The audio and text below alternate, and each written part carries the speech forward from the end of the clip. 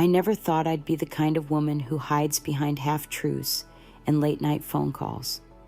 I was always the one who followed the rules, who believed that love should be pure, honest, and loyal. But life has a strange way of turning ideals into dust when loneliness seeps into your bones. It started 2 summers ago in a quiet suburb of Ohio. My name is Emily Carter, 38, married for 15 years to Daniel, a decent man, stable, loyal, predictable. We had 2 kids, a nice home, a backyard with a maple tree we planted when our daughter was born. From the outside, we were what neighbors called the perfect family. But inside, things were dying, slowly, silently. Daniel and I had grown into strangers who shared a house but not a heartbeat. We stopped talking about anything that mattered. He worked late, came home tired, scrolled through his phone, and fell asleep beside me without a word. I pretended it was fine. I told myself this was just what marriage becomes after years, routine, quiet comfort. Then I met Ethan Reynolds. He joined the community center where I volunteered, a local architect in his early 40s, with an easy smile and eyes that noticed too much. He was charming, confident, and kind in a way that felt personal. The first time we spoke, it was about a fundraising event, but the way he looked at me, it wasn't like anyone had looked at me in years. At first, I convinced myself it was harmless. A few extra minutes after meetings, small talk about books, music, anything but feelings. I felt alive again, like the world had colors I'd forgotten existed. When he laughed at something I said, it felt like breathing fresh air after years underwater. One evening, we stayed late arranging chairs for a charity dinner. Everyone else had left. The room was quiet, bathed in soft yellow light. He reached for a box at the same time I did, and our hands brushed. My pulse skipped. His eyes met mine, searching, hesitant, but warm. "Emily," he said softly, "you ever feel like life just froze somewhere along the way?" I swallowed hard. Every day. That moment stretched too long, heavy with something unspoken. We didn't kiss. We didn't touch again. But something changed that night. An invisible line was drawn, and I knew I'd step over it eventually. After that, I started checking my phone for his texts. "You looked beautiful today. Hope your morning's better than yesterday." Simple words, but they cracked open something dangerous. By autumn, we were finding excuses to meet: coffee runs, supply checks, late-night calls. I told myself we were just friends, but every time I saw him, my heart betrayed me. I knew this was wrong. I knew I was playing with fire. But loneliness is persuasive. It whispers that you deserve a little happiness, even if it's stolen. One Friday night, after a fundraiser ended, he offered me a ride home. Rain poured hard against the windshield, thunder rumbling above. We parked in front of my house, neither of us moving. The street light flickered outside. "I should go," I said quietly. He looked at me, really looked. "Then why aren't you?" I didn't answer. The air between us felt electric, trembling. When he leaned forward, I didn't pull away. Our lips met, hesitant at first, then deeper, and in that instant, every bit of guilt drowned beneath the flood of something intoxicating and forbidden. When I stepped inside my house, Daniel was asleep on the couch, the TV still playing. My heart pounded. I looked at him, the man who gave me everything safe, and I realized I had just broken something I could never fix. I stood in the kitchen, hands shaking, staring at my reflection in the dark window. The rain still fell, heavy and relentless. I whispered to myself, "What have I done?" But deep inside, another voice, softer, selfish, whispered back, "Finally, you felt something." And that was the night it all began. The morning after it happened, I woke up feeling like I was wearing someone else's skin. My reflection in the mirror looked the same, but my eyes, they weren't mine anymore. They held secrets now, dark and trembling. Daniel was already gone for work. His coffee mug sat by the sink, the last sip still there, cold. He'd left a note. Don't forget Mia's soccer practice. Ordinary words from an ordinary day. But nothing about me felt ordinary anymore. Every second of the night before replayed in my head. Ethan's hand on my cheek, the way my breath caught, the sound of rain against the windshield. I should have felt disgusted with myself. I should have wanted to undo it, but I didn't. Instead, I felt alive. That terrified me. At noon, my phone buzzed. Ethan, are you okay? I stared at the message for a long minute, heart pounding. Then I typed, I don't know. That became the start of something I couldn't control, the secret world we built inside our phones. Texts at midnight, calls when Daniel was asleep, little pieces of us hidden in digital corners.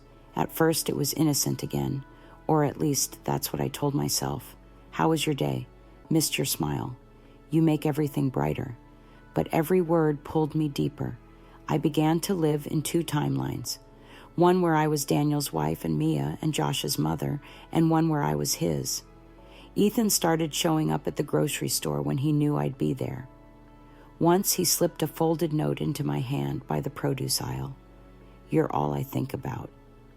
I laughed nervously, looking around like a thief, my pulse racing.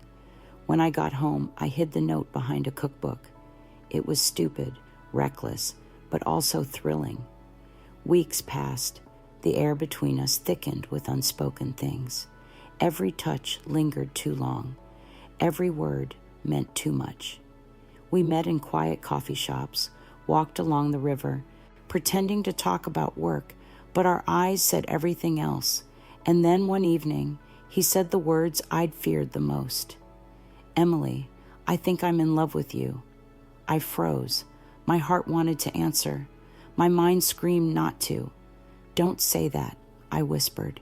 Why not? You feel it too. I wanted to lie. I wanted to protect what little control I had left. But the truth slipped out like a confession. I do. That night, I couldn't sleep. I lay beside Daniel, staring at the ceiling, counting the seconds between guilt and longing. His breathing was steady, peaceful. I turned to him, watching the man who once made me feel everything, and now nothing. I thought about leaving. I imagined packing a bag, driving until the map didn't know my name. But then I thought about Mia's laughter, Josh's drawings, the smell of pancakes on Sunday mornings. How do you destroy one life to chase another that shouldn't exist? The answer came 2 weeks later, in the cruelest way possible. It was a Saturday. I was in the kitchen baking cookies with Mia when Daniel's phone buzzed on the counter. He was outside mowing the lawn. Normally, I'd ignore it, but the name flashing on the screen made my stomach drop. Ethan Reynolds. For a second, I couldn't breathe. I grabbed the phone, my hands shaking, and opened the message. It read, "Got your email, man. Thanks for understanding. She's special." My knees almost gave out. "Got your email, man? Thanks for understanding. She's special." I didn't know what it meant, but I knew it wasn't good. My mind raced. Had Ethan contacted Daniel? Were they talking? Did Daniel know? I texted Ethan immediately. "Why did you message my husband?" No response. Hours passed. I couldn't eat, couldn't think. When Daniel came inside, sweaty and smiling, I stared at him, searching his face for any sign that he knew. But he just kissed Mia's forehead and asked about dinner. Later that night, when everyone was asleep, Ethan finally called. His voice was low, shaky. "Emily, listen, don't freak out. It's not what you think." "Then tell me what it is." I thought he was a client who emailed me about a property. His name was in my inbox, same initials. I replied before realizing it was a mistake. I wanted to believe him. I needed to. But something about his voice felt off. Too nervous, too careful. After that, I couldn't shake the paranoia. Every time Daniel looked at his phone, my heart jumped. Every time he came home quiet, I wondered, does he know? And then one night, while scrolling through my texts, I noticed something I hadn't before. A deleted message thread, one Daniel had hidden. I wasn't proud of what I did next. I used his iPad to check the backup messages, and what I saw made my blood turn cold. There it was, Ethan's name. But the messages weren't new. They were from months before I ever met him. Daniel, appreciate your help with the project. Ethan, always, hope Emily's enjoying the new job. The date was 6 months before I joined the community center. My hands trembled. They already knew each other. I sat there frozen, the truth unraveling like a slow nightmare. Ethan wasn't just some stranger who fell into my life by accident. He knew my husband first, and maybe this was never an accident at all. When I confronted him the next day, he didn't deny it. Yeah, I knew Daniel, he admitted, eyes dark. I didn't tell you because I didn't want it to matter. Didn't want it to matter? I said, my voice breaking. You lied to me from the start. He reached for me, desperate. Emily, please. I didn't plan this. But I pulled away. For the first time, I saw the danger behind the charm, the obsession hiding in his tenderness. That night, I sat in the dark kitchen, staring at my phone, his name lighting up again and again. I didn't answer, because for the first time since it began, I was afraid, and deep down, I knew. This wasn't love anymore. It was a trap. After that night, silence became my new language. I didn't answer Ethan's calls, didn't reply to his messages, didn't even allow myself to whisper his name in my head. But silence doesn't erase sin, it only amplifies it. Every quiet moment felt like a scream waiting to happen. Daniel didn't suspect a thing. At least that's what I told myself. He'd still kiss my cheek every morning before work, still text me during lunch, still ask about Mia's homework and Josh's school project. Everything looked the same, too same. And that sameness began to feel suspicious. I started watching him closely, the way he lingered on his phone, how sometimes he'd pause mid-conversation, lost in thought. Once, I caught him looking at me a little too long, like he was studying me, trying to read something beneath my skin. Was it guilt or was it suspicion? I couldn't tell anymore. 3 days after I'd cut Ethan off, he showed up outside the community center. It was raining, the kind of rain that felt personal, like it was meant to wash everything away, but never quite could. He stood under a black umbrella, eyes locked on me as I walked to my car. Ethan, what are you doing here?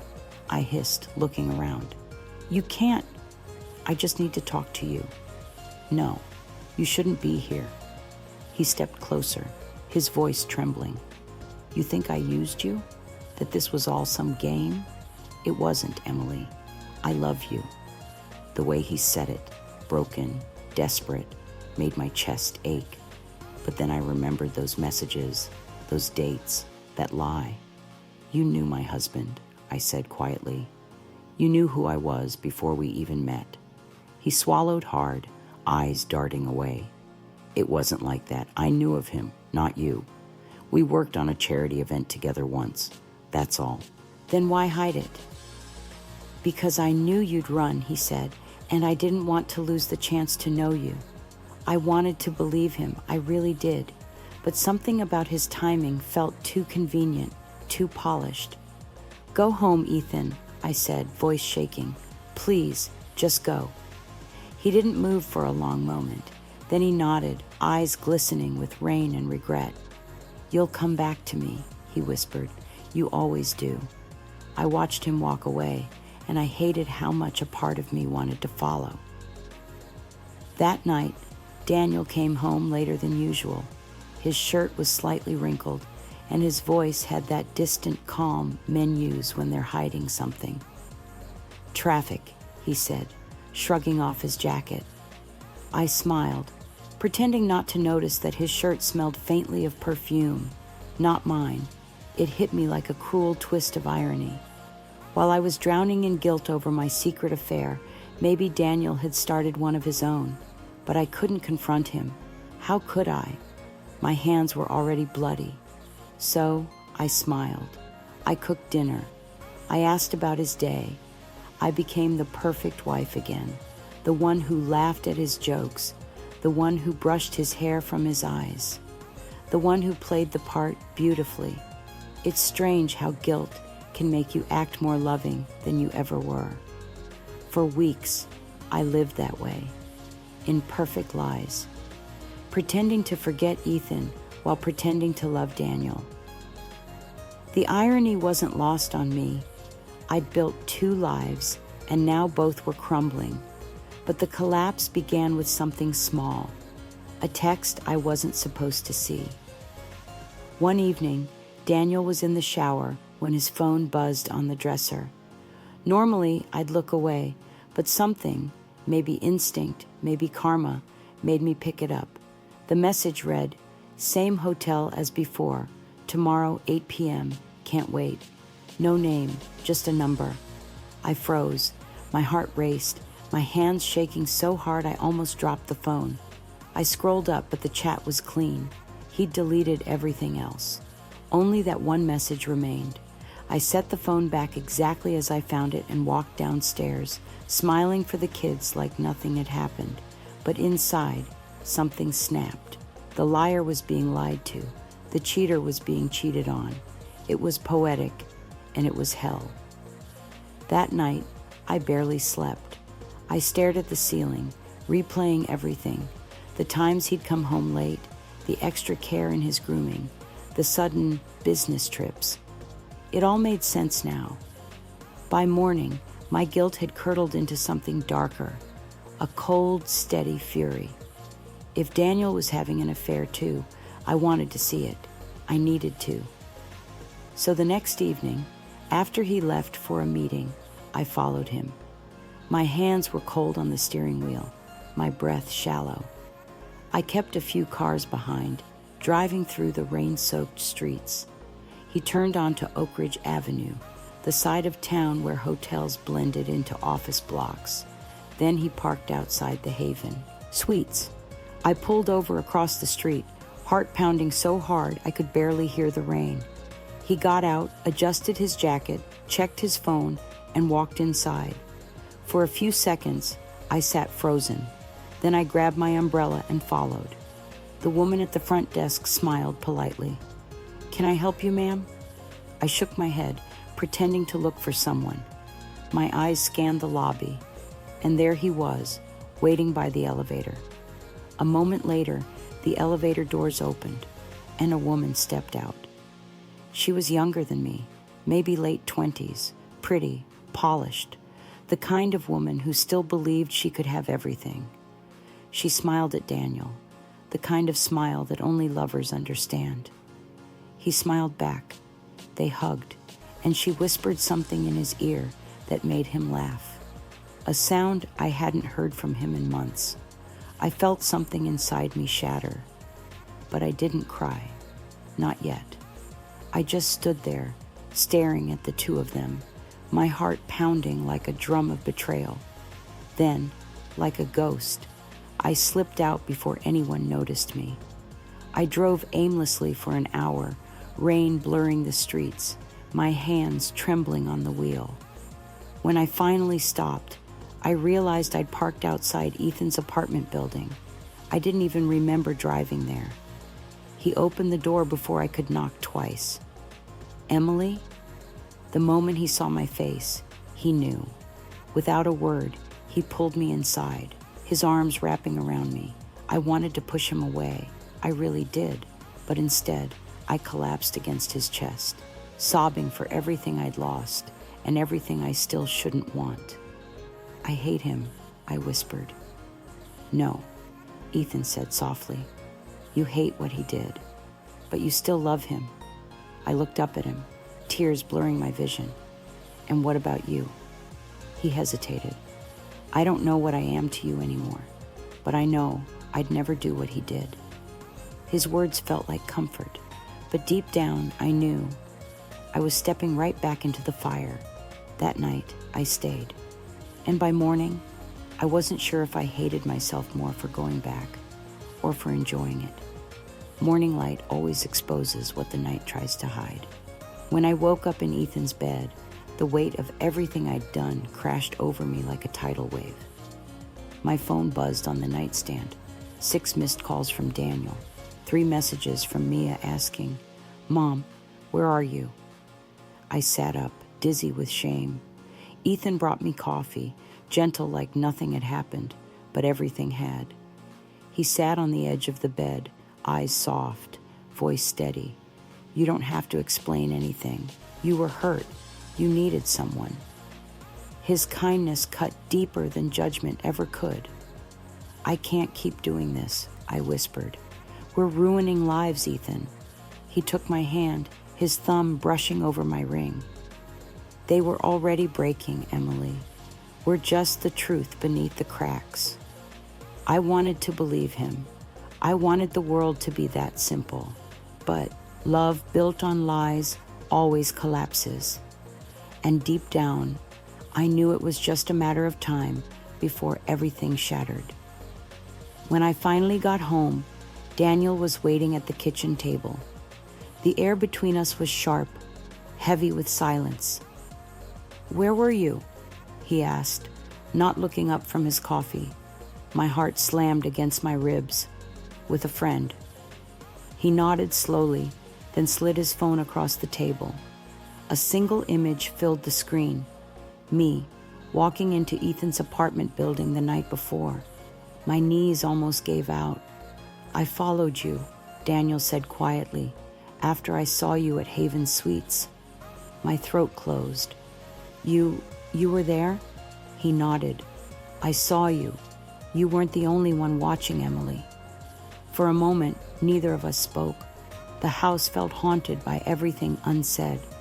Then Daniel leaned forward, his voice low, dangerous. How long? I swallowed hard. 3 months. He exhaled sharply, his jaw tightening. And all this time, I thought I was the one losing you. Turns out I already had. Daniel, please, don't. He stood up so fast, the chair scraped against the floor. Don't you dare say it was a mistake. You don't get to erase it because you're sorry. Tears blurred my vision. You were cheating too, I said, my voice breaking. I saw the messages. That stopped him cold. He blinked, processing. What messages? Same hotel as before. Don't lie to me. He stared at me, confused, then grabbed his phone, scrolling fast. When he found what I was talking about, he laughed, not kindly, but bitterly. It was from Sarah, he said, my assistant. She books my meetings, Emily. Haven Suites is where my clients from Dallas stay when they're in town. My stomach turned to ice. You're lying. He looked at me, really looked at me. You think I'd risk my family after everything we've been through? I wanted to say yes because it would make me feel less monstrous, but the truth was staring back at me. Daniel wasn't cheating. I was. He stepped closer, eyes filled with something I'd never seen before. Not anger, not love, just disappointment. I loved you, Emily, even when you pulled away, even when I felt like I was talking to a stranger. I broke down, sobbing. I'm sorry, Daniel. I swear I didn't mean to. You meant every second, he said softly. You just didn't think I'd find out. He walked out without another word. The door slammed, echoing through the house like a final verdict. Days turned into weeks. Daniel moved into a hotel for space. The kids stayed with me, confused and quiet. Mia stopped talking to me altogether. Josh cried at night. And Ethan. Ethan tried to be my comfort, but every time he touched me, I felt like I was sinking deeper into quicksand. One evening, I drove to Daniel's hotel. I needed to fix it, or at least face it. He opened the door, looking exhausted, older somehow. "What do you want, Emily?" "To talk." He sighed, stepping aside. I walked in, clutching the ring I'd taken off days ago. "I can't undo what I did," I said, voice trembling, "but please don't let it destroy everything." Daniel leaned against the counter. "You destroyed everything the moment you chose him over me." "I didn't choose him," I whispered. "I just stopped feeling like you saw me." That made him pause. His eyes softened for the first time in weeks. "Then why didn't you tell me that instead of running into someone else's arms?" "Because sometimes silence feels safer than truth. And by the time you realize it's killing you, it's too late." I didn't say it out loud. I just looked at him, hoping my tears could speak what my mouth couldn't. Finally, he sighed. "I don't know if I can forgive you, Emily, but I know I can't keep hating you either. It's exhausting." I stepped closer, my voice shaking. "Then what now?" He shook his head. "I don't know, but I think we need time, real time." When I left the hotel, I felt both lighter and emptier, like I'd confessed my crimes but lost my soul in the process. That night, I texted Ethan, "I can't see you anymore. Please don't call me." He called anyway. I ignored it. Then another call, then a message. "You think you can just erase me after everything?" I turned off my phone, but I didn't know then that the story wasn't ending. It was only about to twist, because 3 days later, Ethan showed up at Josh's school. Mia saw him first. "Mom, there's a man asking for you outside." When I stepped out, Ethan was standing by the parking lot, holding something, my bracelet. "You left this at my place," he said softly. "Ethan, you can't be here." He smiled, but it didn't reach his eyes. "You really think you can just pretend we never happened?" "I have to," I whispered. "Please go." He stepped closer. "I didn't lose you to him once. I'm not losing you again." The tone in his voice made something deep in my chest go cold. That night, my phone buzzed with an unknown number. If I can't have you, no one will. I didn't sleep that night. Every sound outside felt like footsteps. Every vibration from my phone made my heart jump. That last message, "If I can't have you, no one will," kept looping in my head until it became a heartbeat. I locked every window, checked every door twice. Mia and Josh were asleep in their rooms, unaware that their mother had built a storm around them. I sat by the living room window until dawn, staring at the driveway, waiting for headlights that never came. By morning, I decided to call the police, but what could I say? That man I cheated with is texting me threats. The shame alone stopped me. Instead, I drove the kids to school, pretending everything was normal, pretending I wasn't falling apart inside. When I came back home, my front door was slightly open. My stomach flipped. I knew I had locked it. I stepped inside slowly, keys clutched between my fingers like a weapon.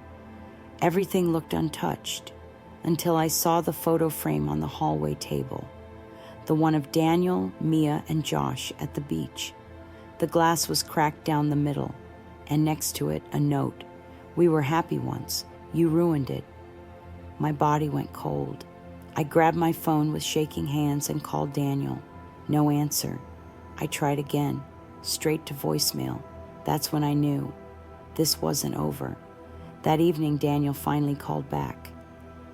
"Emily, what's wrong?" he asked, tired but calm. "Ethan was here," I said, my voice breaking. "He left a note." He was silent for a second. "I'll come by tonight. Don't open the door for anyone." When Daniel arrived, it was the first time we'd been in the same room since our fight. He looked around, saw the note, then looked at me, fear mixing with anger. "You should have told me sooner," he said quietly. "I'll handle this." I wanted to ask how, but before I could, my phone buzzed again. Unknown number, a video this time. I pressed play. It was security camera footage from the school parking lot. Ethan standing beside my car, touching the window where my kids had been sitting earlier that day. I dropped the phone. Daniel picked it up, watched it, and his jaw tightened. "That's it. We're going to the police." At the station, I told them everything. The affair, the breakup, the threats, the note, the video. The detective listened silently, scribbling details. When I finished, he looked up and said, "You did the right thing, Mrs. Reed. We'll put a patrol near your house for a few days." That night, Daniel stayed in the guest room. We didn't talk much, but his presence made me feel safe and guilty all over again. Around midnight, I heard something outside, a car engine, then silence. I peeked through the blinds. Nothing. When I turned around, the house phone rang. A low, steady voice said, "You think a patrol car will save you?" Then it hung up. I called the police immediately. By the time they arrived, the car was gone. The next morning, Daniel insisted the kids stay with his sister until things settled. I agreed. I hugged them tight, trying not to show how scared I was. When they left, the house felt too quiet, too heavy. I went upstairs to pack a small bag. Maybe I'd stay at a hotel too. But when I opened my bedroom door, the curtains fluttered from an open window, and sitting on my bed was Ethan. "Emily," he said softly, almost smiling. "You look tired." I froze. "How did you—" "I never stopped loving you," he interrupted. "I thought you'd understand that by now." My throat closed. "You broke into my house." He stood up slowly. "I had to see you. You blocked me. You told me to disappear, but I can't. You belong with me." "Ethan, listen to me," I said, keeping my voice low. "This isn't love, it's obsession." He laughed, a quiet, unhinged sound. "You used me, Emily. You needed me to feel alive again, and when you got what you wanted, you threw me away." He stepped closer. I backed toward the door. "Ethan, please, leave, before I call the police." He smirked. "They can't protect you forever." At that moment, headlights flashed outside. Daniel's car. Ethan turned his head, and I bolted out of the room, running downstairs, screaming, "Daniel, he's here!" Daniel burst through the door, saw Ethan at the top of the stairs, and charged.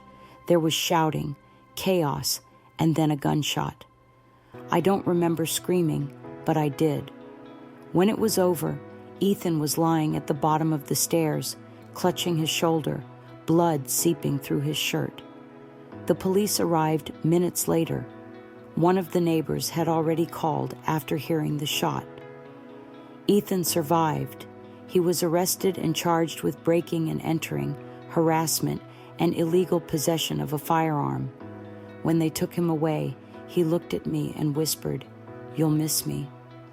I didn't. Weeks passed. The house felt safer, quieter, emptier. Daniel stayed for the kids' sake, though I knew things would never be the same. Some nights I'd catch him looking at me, not with hate, but with something deeper, a mixture of sadness and memory. One evening, after the kids went to bed, he sat beside me on the porch. "You know," he said softly, "when I married you, I never imagined we'd survive something like this." "Neither did I whispered. He nodded, looking out at the fading sunset. "But maybe survival is enough for now." We sat in silence, the air between us fragile but real. For the first time in months, I didn't feel the urge to run or hide. A few weeks later, a detective called. They had searched Ethan's apartment and found evidence of him stalking other women, Photos, letters, even recordings. Apparently, I wasn't the first. Knowing that made me sick, but it also set me free. For months, I'd carried guilt like a weight around my neck. Now I saw the truth clearly. What started as my sin had turned into his sickness. I wasn't proud of what I'd done, but I was done punishing myself for it. It's been 2 years now. We moved to a smaller house near Seattle. The kids laugh again. Daniel and I aren't perfect, but we're trying. Therapy, honesty, little steps. Sometimes I still get nightmares. Sometimes I see Ethan's face when I close my eyes, but then I remember that night, the moment I chose to fight back, and I breathe again, because freedom doesn't mean forgetting. It means living despite the scars. And if there's one thing I've learned from all this, it's that secrets don't just destroy relationships. They destroy the person you become to keep them. I used to think love was about passion. Now I know it's about peace.